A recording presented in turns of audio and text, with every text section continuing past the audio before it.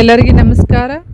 Dear diploma students, vehicle transmission and stability automobile second semester C25 ಸಿಲೆಬಸ್ದು passing ಹೇಗೆ ಮಾಡ್ಕೋಬೇಕು ಮತ್ತು ಸ್ಕೋರ್ ಹೇಗೆ ಮಾಡ್ಕೋಬೇಕಂತ ಹೇಳಿ ಡಿಟೇಲ್ ಆಗಿ ನಾನು ವಿಡಿಯೋ ಶೇರ್ ಮಾಡ್ತಾ ಇದ್ದೀನಿ. ಈ ವಿಡಿಯೋ ಎಂತನ ವಾಚ್ ಮಾಡಿ ನಿಮಗೆ ಸಾಕಷ್ಟು ಮಾಹಿತಿ ಸಿಗ್ತೈತಿ. ಮತ್ತು ಇದೇ ರೀತಿ ಡಿಪ್ಲೊಮಾ ರಿಲೇಟೆಡ್ ಎನಿ ಅಪ್ಡೇಟ್ಸ್ಗೆ ಈ ಚಾನಲ್ಗೆ ನೀವು ಸಬ್ಸ್ಕ್ರೈಬ್ ಮಾಡದೆ ಹೋದರೆ ಚಾನಲ್ಗೆ ಸಬ್ಸ್ಕ್ರೈಬ್ ಮಾಡಿಕೊಂಡು press the bell icon for immediate notification. Okay, so ನಿಮಗೆ ಫಸ್ಟ್ ನಾನು ಏನು ಹೇಳೋದಂದರೆ, ಎಕ್ಸಾಮ್ನಲ್ಲಿ ಪಾಸ್ ಆಗಬೇಕಂದ್ರೆ C25 ಸಿಲೆಬಸ್ನಲ್ಲಿ ಮಿನಿಮಮ್ 40 ಮಾರ್ಕ್ಸ್ ನೀವು ತೊಗೋಬೇಕು out of 100. So 40% is the minimum passing marks for the students in diploma exams. Okay, so minimum 40 marks ಹೇಗೆ ತೊಗೋಬೇಕು, pass ಮಾಡ್ಕೋಬೇಕು, ಅದಕ್ಕಿಂತ ಜಾಸ್ತಿನೂ ಸ್ಕೋರ್ ಮಾಡಬೇಕಂತಂದರೆ ಏನೆಲ್ಲ ಮಾಡಬೇಕಂತ ಹೇಳಿ ನಾನು ಟಿಪ್ಸ್ ಕೊಡ್ತಾ ಹೋಗ್ತೀನಿ. ಸೊ ನಾನು ಏನು ರೆಫರ್ ಮಾಡಿದ್ದೀನಿ ಅಂದರೆ, ನಿಮ್ಮದು syllabus automobile second semester syllabus ಈ ಸಬ್ಜೆಕ್ಟ್ದು ರೆಫರ್ ಮಾಡಿ ಕ್ವಶನ್ ಬ್ಯಾಂಕ್ ಪ್ರಿಪೇರ್ ಮಾಡಿದ್ದೀನಿ. ಆ್ಯಕ್ಚುಲಿ ಮಾಡೆಲ್ ಕ್ವಶನ್ ಪೇಪರ್ ನಿಮ್ಮದು ಈ ಸಬ್ಜೆಕ್ಟ್ದು ಸಿಕ್ಕಿಲ್ಲ. ಫಸ್ಟ್ ಸೆಮಿಸ್ಟರ್ನಲ್ಲಿ ನೀವು ಬರೆದಂತಹ subject elements of automobile engineering ಸಬ್ಜೆಕ್ಟದ್ದು ಮಾಡೆಲ್ ಕ್ವಶನ್ ಪೇಪರ್ ಪ್ರಕಾರನೇ ಈ ಸಬ್ಜೆಕ್ಟದ್ದು ಮಾಡೆಲ್ ಕ್ವಶನ್ ಪೇಪರ್ ಇರ್ತದೆ. ಅಂದರೆ ಮಾಡೆಲ್ ಫೈನಲ್ ಎಕ್ಸಾಮದ್ದು ಕ್ವಶನ್ ಪೇಪರ್ ಪ್ಯಾಟರ್ನ್ ಯಾವ ರೀತಿ ಇರ್ತದೆ ಅಂದರೆ, ಫಸ್ಟಿಗೆ MCQs ಇರ್ತದೆ 15 ಮಾರ್ಕ್ಸ್ದು. 15 ಮಾರ್ಕ್ಸ್ MCQ ಇರ್ತೈತಿ. ಆಮೇಲೆ ಫಸ್ಟ್ ತಿಳ್ಕೊಡ್ರಿ, ಪ್ಯಾಟರ್ನ್ ತಿಳ್ಕೊಡ್ರಿ. 15 ಮಾರ್ಕ್ಸ್ MCQ ಇರ್ತೈತಿ. ಮತ್ತು next 5 marks fill in the blanks ಇರ್ತೈತಿ. ನೆಕ್ಸ್ಟ್ ಸೆಕ್ಷನ್ ಪಾರ್ಟ್ ಎದಲ್ಲಿ 20 marks 1 mark questions. Next pattern ಪ್ರಕಾರ ನೆಕ್ಸ್ಟ್ 2 ಮಾರ್ಕ್ಸ್ ಕ್ವಶನ್ಸ್ ನೀವು ಆನ್ಸರ್ ಮಾಡಬೇಕಾಗ್ತದೆ, 2 marks. Next 3 marks questions. Next 5 marks questions choice ಇರ್ತಾವೆ. Next 10 marks questions. ಸೊ ಈ ರೀತಿ ಪ್ಯಾಟರ್ನ್ ಇರ್ತೈತಿ. So ಈ ಪ್ಯಾಟರ್ನ್ ಪ್ರಕಾರ ನೀವು ಪ್ರಿಪೇರ್ ಮಾಡ್ಕೋಬೇಕು ಎಕ್ಸಾಮಿಗೆ. ಸೊ ನಾನು ಇಲ್ಲಿ ಕ್ವಶನ್ ಬ್ಯಾಂಕ್ 2 ಮಾರ್ಕ್ಸ್ 3 ಮಾರ್ಕ್ಸ್ ಮತ್ತು 5 ಮಾರ್ಕ್ಸ್ 10 ಮಾರ್ಕ್ಸದ್ದು ಟಾಪಿಕ್ ವೈಸ್ ಅಂದರೆ ಯೂನಿಟ್ಸ್ ವೈಸ್ ನಿಮ್ಮದು ಸಿಲೆಬಸ್ನಲ್ಲಿ ರೆಫರ್ ಮಾಡಿಕೊಂಡು ಯೂನಿಟ್ ವೈಸ್ ನಾನು ಕ್ವಶನ್ ಬ್ಯಾಂಕ್ ಪ್ರಿಪೇರ್ ಮಾಡಿದ್ದೀನಿ. ಈ ಕ್ವಶನ್ ಬ್ಯಾಂಕ್ ನೀವು ರೆಫರ್ ಮಾಡಿದರೆ ಇದ್ರದ್ದು ಕ್ವಶನ್ಗೆ ಆನ್ಸರ್ ನೀವು ಪ್ರಿಪೇರ್ ಮಾಡಿದರೆ ಆರಾಮ್ಸೆ ನೀವು ಪಾಸ್ ಆಗ್ತೀರಿ. ಪಾಸ್ ಅಷ್ಟೇ ಅಲ್ಲದೆ ನೀವು ಸ್ಕೋರು ಮಾಡ್ಬೋದು ಅಂಥೇಳಿ ನಾನು ಹೇಳ್ತಾ ನಿಮಗೆ ಜಸ್ಟ್ ನಾನು ತೋರಿಸ್ತಾ ಹೋಗ್ತೀನಿ. First unit clutch and gear ಬಾಕ್ಸ್ದಲ್ಲಿ 2 ಮಾರ್ಕ್ಸ್ ಕ್ವಶನ್ಸ್ ಯಾವ ಕೇಳ್ತಾರಂತ ನೀವು ಜಸ್ಟ್ ನೋಟ್ ಮಾಡ್ಕೊಡಿ.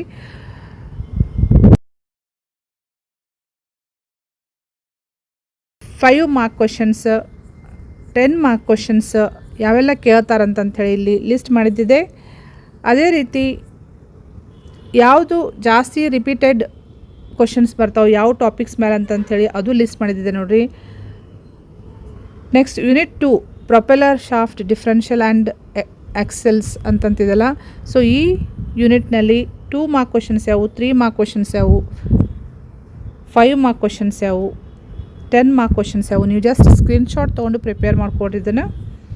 Next important repeated topics. So ನಿಮ್ಮದು CIE ಅಂದರೆ ಇಂಟರ್ನಲ್ದಲ್ಲಿ ಯಾವೆಲ್ಲ ಕ್ವಶನ್ಸ್ ಕೇಳ್ತಾರಲ್ಲ ಅದ್ರ ಪ್ರಕಾರ ಇಲ್ಲಿ ರಿಪೀಟೆಡ್ ಕ್ವಶನ್ಸ್ ಇಲ್ಲಿ ನಾನು ಲಿಸ್ಟ್ ಮಾಡಿದ್ದೀನಿ. ಸೊ ನೀವು ಇನ್ನೊಂದು ಏನು ಮಾಡಬೇಕಂದ್ರೆ, ನಿಮಗೆ ಇಂಟರ್ನಲ್ಸ್ 2 ಟೆಸ್ಟ್ ತೊಗೊಂಡಿರ್ತಾರಲ್ಲ ಅವೆಲ್ಲ ಕ್ವಶನ್ಸನ್ನು ಚೆನ್ನಾಗಿ ಪ್ರಿಪೇರ್ ಮಾಡ್ಕೊಡ್ರಿ. ಅದೇ ರೀತಿ ಯೂನಿಟ್ 3 ಸ್ಟೇರಿಂಗ್ ಸಿಸ್ಟಮ್, ಇದರಲ್ಲಿ 2 ಮಾರ್ಕ್ಸ್ ಕ್ವಶನ್ಸ್ ಯಾವುವು, 3 ಮಾರ್ಕ್ ಕ್ವಶನ್ಸ್ ಯಾವುವು, 5 ಮಾರ್ಕ್ ಕ್ವಶನ್ಸ್ ಯಾವುವು, 10 ಮಾರ್ಕ್ ಕ್ವಶನ್ಸ್ ಯಾವುವು, ಮತ್ತು ಯಾವುದು ರಿಪೀಟಾಗಿ ಕೇಳ್ತಾರೆ ಕ್ವಶನ್ಸ್ ಟಾಪಿಕ್ಸ್ ಯಾವುವು ಅಂತಂಥೇಳಿ ಇಲ್ಲಿ ಕೊಟ್ಟಿದ್ದಿದೆ. ನೆಕ್ಸ್ಟ್ ಯೂನಿಟ್ 4 ಬ್ರೇಕಿಂಗ್ ಸಿಸ್ಟಮ್, ಇದರಲ್ಲಿ ಯಾವುದು 2 marks questions, 3 marks questions, next 5 marks questions, 10 mark questions, ಮತ್ತು ರಿಪೀಟ್ ಯಾವ್ಯಾವೆಲ್ಲ ಟಾಪಿಕ್ಸ್ ಇಂಪಾರ್ಟೆಂಟ್ ರಿಪೀಟೆಡ್ ಟಾಪಿಕ್ಸ್ ಯಾವುವು, ರಿಪೀಟಾಗಿ ಯಾವುದ್ರ ಮೇಲೆ ಕ್ವಶನ್ಸ್ ಕೇಳ್ತಾರಂಥೇಳಿ ನೀವು ನೋಟ್ ಮಾಡ್ಕೊಡ್ರಿ. Unit 5 suspension wheels and tyres.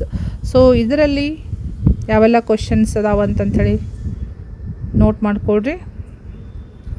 Next ಇದರಲ್ಲಿ ರಿಪೀಟ್ ಯಾವಾಗಿದಾವು ಕ್ವಶನ್ಸ್ ಟಾಪಿಕ್ಸ್ ಯಾವುವು. ಓಕೆ, ಇನ್ನು most important topics for semester end examinations, final ಎಕ್ಸಾಮ್ನಲ್ಲಿ important topics ಯಾವುವು ಅಂತಂಥೇಳಿ ಲಿಸ್ಟ್ ಮಾಡಿದ್ದಿದೆ. ಸೊ ಇದ್ರ ಮೇಲೆ ಆಲ್ಮೋಸ್ಟ್ ಕ್ವಶನ್ಸ್ ಬರ್ತಾವೆ ಈ ಟಾಪಿಕ್ಸ್ ಮೇಲೆ. Next how to pass and score easily. So first ನಿಮಗೆ ಪಾಸ್ ಹೇಗೆ ಮಾಡ್ಕೋಬೇಕಂತಂಥೇಳಿ ನಾನು ಹೇಳ್ತೀನಿ. ಸೊ ನೀವೇನು ಮಾಡಬೇಕು, ಜಸ್ಟ್ ಪಾಸ್ ಆಗಬೇಕಂತನೋರು ಅಟ್ಲೀಸ್ಟ್ 3 ಯೂನಿಟ್ಸ್ ಯಾವಂದರೆ, ಫಸ್ಟ್ 3 ಯೂನಿಟ್ಸ್ ನೀವು ಪ್ರಿಪೇರ್ ಮಾಡ್ಕೊಡ್ರಿ. ಫಸ್ಟ್ 3 ಯೂನಿಟ್ಸ್ ಯಾವಂದರೆ unit 1 clutch and gear box, unit 2 propeller shaft and differential and axles. Next unit 3 steering system. So ಈ 3 ಯೂನಿಟ್ನಲ್ಲಿ ಕೇಳಿರುವಂತಹ 2, 3 ಮತ್ತು 5 ಮಾರ್ಕ್ಸ್ 10 ಮಾರ್ಕ್ಸ್ ಕ್ವಶನ್ಸ್, ಅಟ್ಲೀಸ್ಟ್ 2, 3 ಮತ್ತು 5 ಮಾರ್ಕ್ಸ್ ಕ್ವಶನ್ಸ್ ನೀವು perfect ಮಾಡಿಕೊಂಡ್ರೆ, ಈ 3 ಯೂನಿಟ್ಲಿಂದ ಪರ್ಫೆಕ್ಟ್ ಮಾಡಿಕೊಂಡ್ರೆ ನೀವು ಆರಾಮ್ಸೆ 40 ಮಾರ್ಕ್ಸ್ ತೊಗೋತೀರಿ. ಓಕೆ, ಸೊ ಆರಾಮ್ಸೆ ಪಾಸ್ ಮಾಡ್ಕೊತೀವಿ. ಸೊ ಜಸ್ಟ್ ಫಸ್ಟ್ 3 ಯೂನಿಟ್ಸ್ ನೀವು ಪ್ರಿಪೇರ್ ಮಾಡ್ಕೊಡಿ. ಯಾವಂದರೆ ಯೂನಿಟ್ 1, ಯೂನಿಟ್ 2, ಯೂನಿಟ್ 3. ಈ 3 ಯೂನಿಟ್ದು ಕ್ವಶನ್ಸ್ 2 ಮಾರ್ಕ್ಸ್, 3 ಮಾರ್ಕ್ಸ್, 5 ಮಾರ್ಕ್ಸ್ ಎಲ್ಲ ಕ್ವಶನ್ಸ್ ನೀವು ಪರ್ಫೆಕ್ಟ್ ಮಾಡಿಕೊಂಡ್ರೆ ಆರಾಮ್ಸೆ ಪಾಸ್ ಆಗ್ತೀರಿ.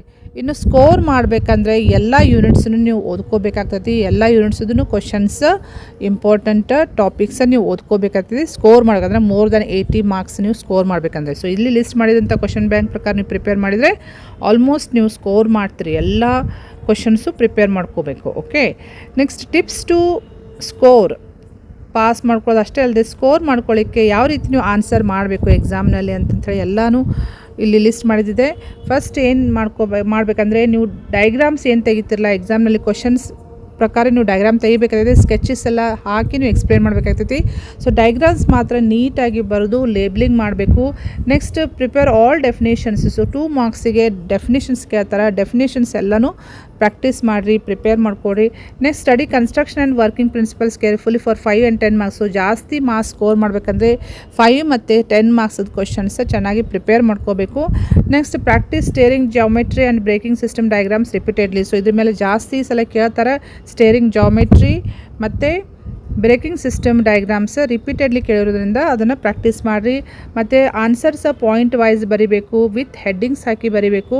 ಮತ್ತು ಅಪ್ಲಿಕೇಶನ್ಸ್, ಮೆರಿಟ್ಸ್, ಡಿಮೆರಿಟ್ಸ್ ಎಲ್ಲೆಲ್ಲಿ ಬೇಕಲ್ಲ ಅಲ್ಲಿ ಎಕ್ಸ್ಪ್ಲೇನ್ ಮಾಡಬೇಕಾಗ್ತದೆ. ನೀವು ಆ ಕ್ವಶನ್ ಪ್ರಕಾರ ನೀವು ಅದು ಗೊತ್ತಿತ್ತಂದರೆ ಡಿಪೆಂಡಿಂಗ್ ಅಪಾನ್ ದ ಮಾರ್ಕ್ಸ್, ಜಾಸ್ತಿ ಮಾರ್ಕ್ಸಿಗೆ ಕ್ವಶನ್ ಇತ್ತಂದರೆ 10 ಮಾರ್ಕ್ಸ್ನಲ್ಲಿ ಅಥವಾ 5 ಮಾರ್ಕ್ಸ್ನಲ್ಲಿ you need to write applications, merits, demerits ಎಲ್ಲ ಬರಿಬೇಕಾಗ್ತದೆ. Okay, next use pencil for diagrams and label all parts clearly. So diagrams ಪೆನ್ಸಿಲೇನೆ ಡ್ರಾ ಮಾಡಿರಿ. ಥಿಕ್ ಡಾರ್ಕ್ ಮೂಡುವಂಥ ಪೆನ್ಸಿಲ್ ಯೂಸ್ ಮಾಡಿರಿ. ಯಾಕಂದರೆ ಡಿಜಿಟಲ್ ವ್ಯಾಲ್ಯೂಯೇಷನ್ ಮಾಡ್ತಾ ಇರೋದ್ರಿಂದ ಥಿಕ್ ಡಾರ್ಕ್ ಮೂಡುವಂಥ ಪೆನ್ಸಿಲ್ ಯೂಸ್ ಮಾಡಿರಿ. Okay, next revise important topics at least 3 times before exam. So before exam ನೀವು ಎಲ್ಲ ಇಂಪಾರ್ಟೆಂಟ್ ಟಾಪಿಕ್ಸ್ ರಿವಿಷನ್ ಮಾಡಿಕೊಡ್ರಿ. Revision is very important.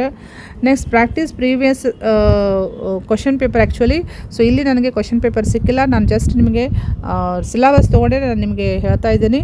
ನೀವು ಇಂಟರ್ನಲ್ದಲ್ಲಿ IA ಕ್ವಶನ್ಸ್ ಕೇಳ್ತಾರಲ್ಲ ಇಂಟರ್ನಲ್ದು IA1, IA2 ಎರಡು ಥಿಯರಿ ಟೆಸ್ಟ್ ಬರ್ದಿತ್ತಲ್ಲ, ಆ ಥಿಯರಿ ಟೆಸ್ಟ್ದು ಕ್ವಶನ್ ಪೇಪರ್ ನೀವು perfect ಮಾಡಿಕೊಡಿ with answers.